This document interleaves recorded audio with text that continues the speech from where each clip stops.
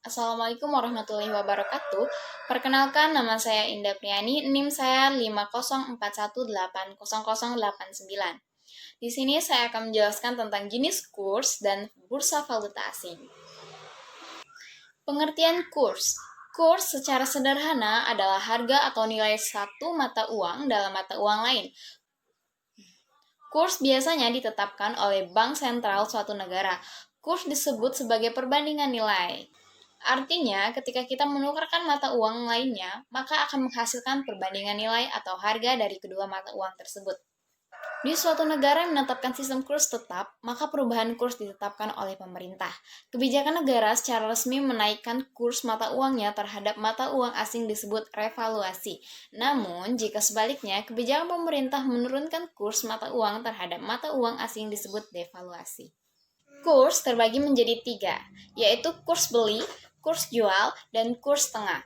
Kurs beli. Kurs beli adalah harga beli mata uang yang dipakai oleh bank dalam penukaran uang asing atau money changer, dan para pedagang falas untuk membeli falas. Contohnya, jika Anda menukarkan uang dolar yang Anda punya dengan rupiah, maka Anda menggunakan kurs beli. Yang kedua itu kurs jual.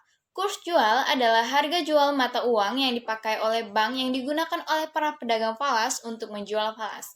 Contohnya, ketika Anda menukarkan rupiah dengan dolar Amerika, maka kurs yang digunakan adalah kurs jual. Yang ketiga itu kurs tengah.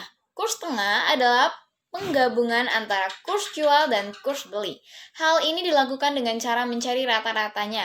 Namun, kurs ini jarang sekali digunakan. Lalu selanjutnya tentang valuta asing atau yang sering disingkat dengan falas. Secara sederhana, falas bisa didefinisikan sebagai mata uang yang digunakan sebagai alat pembayaran pada transaksi perdagangan internasional. Sama seperti mata uang lainnya, falas juga memiliki nilai kurs yang resmi dan tercatat dalam bank sentral. Salah satu contoh falas asing yang sering dikenal adalah mata uang dolar. Ada 3 sistem falas yang dikenal secara umum di dunia bisnis dan perdagangan. Yang pertama itu sistem kurs bebas atau floating. Sistem kurs bebas dalam falas dapat diartikan sebagai pembuatan kurs yang hanya berlaku pada tempat terjadinya transaksi. Besarannya bisa berbeda tergantung pada permintaan dan penawaran mata uang dalam tempat transaksi tersebut.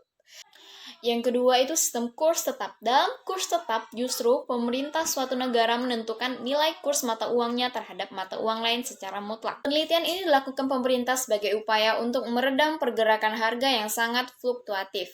Yang ketiga itu sistem kurs terkendali.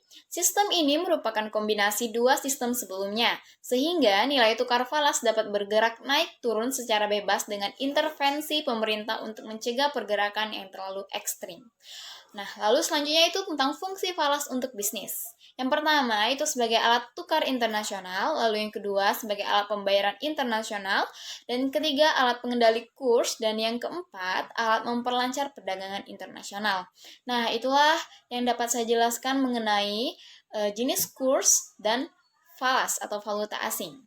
Lebih dan kurangnya saya mohon maaf. Saya akhiri. Billahi taufik wal hidayah. Wassalamualaikum warahmatullahi wabarakatuh.